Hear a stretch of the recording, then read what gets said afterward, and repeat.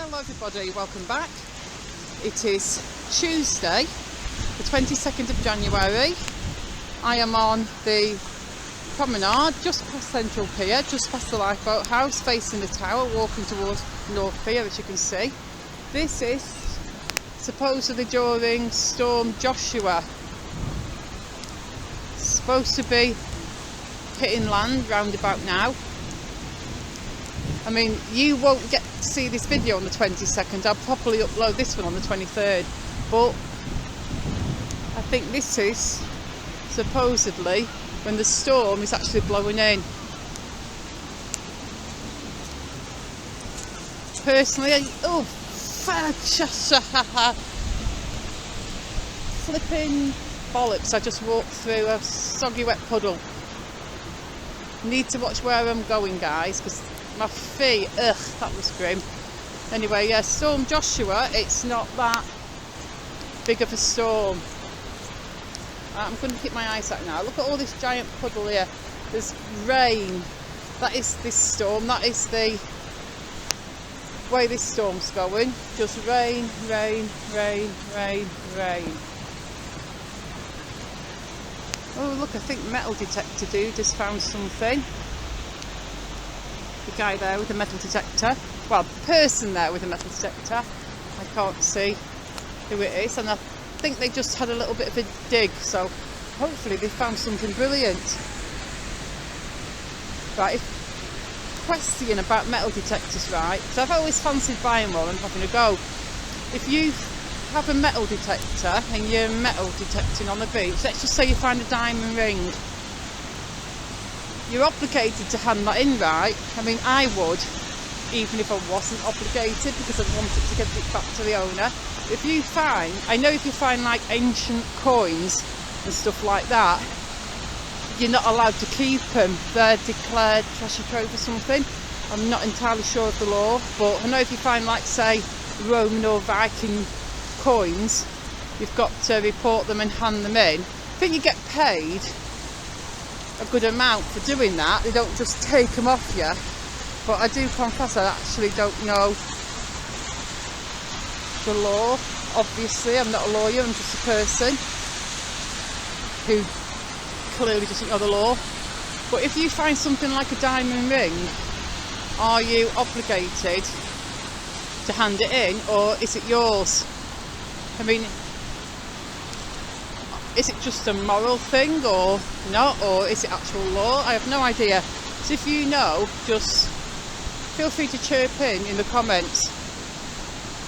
I mean, I've been walking out before. I remember years and years and years ago when I was a youngster, I found a little gold necklace, and looking back it probably wasn't that valuable, like just a 9-carat gold little chain or whatever, and I handed it into the police station on Bonny Street back in the day, and I eventually got it back because nobody claimed it. They give it you back after so many days if nobody claims them. Like, if you're walking down the street and you found a wallet, of course you'd look in that wallet, and if it had a bank card in, you could take it back to the bank, or if it had like any kind of ID card in, getting a wallet back to its owner would be fairly straightforward and easy to do. And obviously if you found a wallet on the floor, you'd hand it in. But what if you just find a £10 note or a £20 note on the floor, if it were just a note? Are you legally obligated to hand that in? Or do you just think, oh, it's my lucky day and I'll keep it? I mean, I've found £10 notes before on the road and I just was like, oh, that's my lucky day.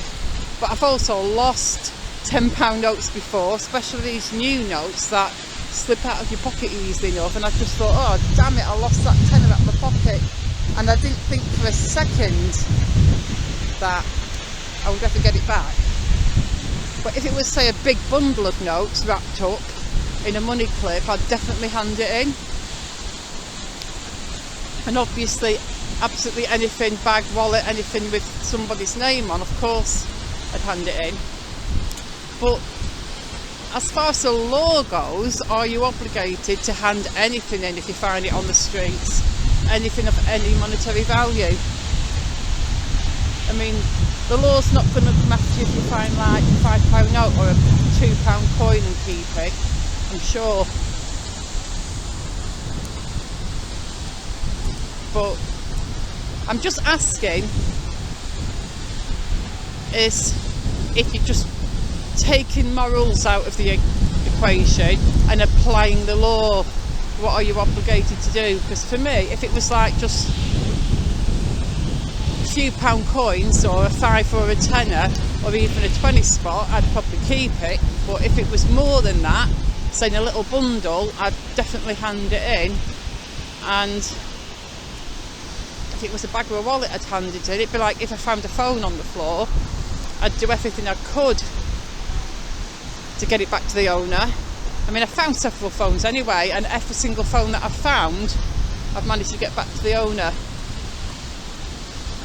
All apart from one, which I found outside the leisure centre where I work, and it looked like it had been run over by a car because all the screen was smashed.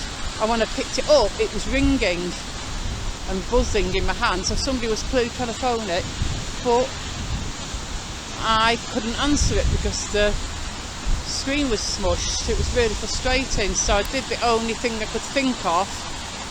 I handed it into the leisure centre because it was on the floor pretty much just outside, and I thought maybe somebody will come into the leisure centre and, you know, inquire.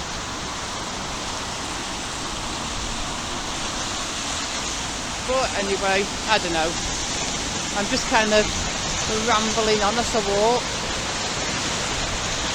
So that place in Vegas, diner, bar and grill at Viva Vegas, I went there with my daughter just early in the new year.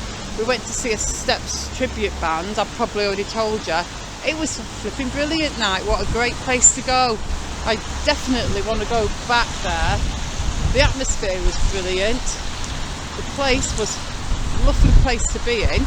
The music was just great. The vibe, everything was just awesome. The only thumbs down I would have given for that place would have been the food. The food was like, in my opinion, very mid-tier. Because I got these Elvis loaded fries, and what spoiled them for me was they were just pretty much warm. I mean, I know I could have said, call someone over and said, oh, excuse me, these are lovely, but they're not very hot. Can you please heat them up? And I'm sure they would have heated them up with no problem. But me being me, I don't speak out about stuff like that because I hate anything remotely complaining or confrontational. So I'll just lightly be like, oh yeah, I'll just eat them the way they are, that's fine.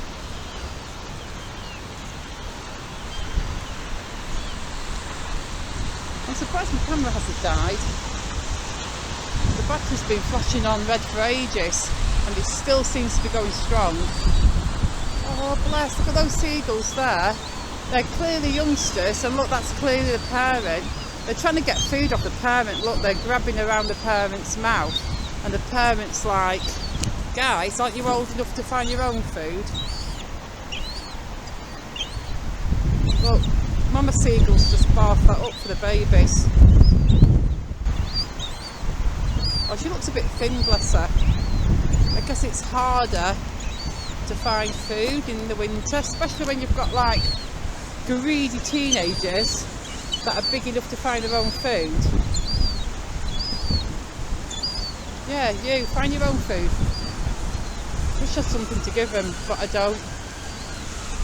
I guess in the summer there's loads of scraps to grab through, but much less in the winter. Especially on days like this. I'm pretty much the only person dumb enough to be out and about in the rain is me. Oh, look, the tram that's going to Fleetwood Ferry.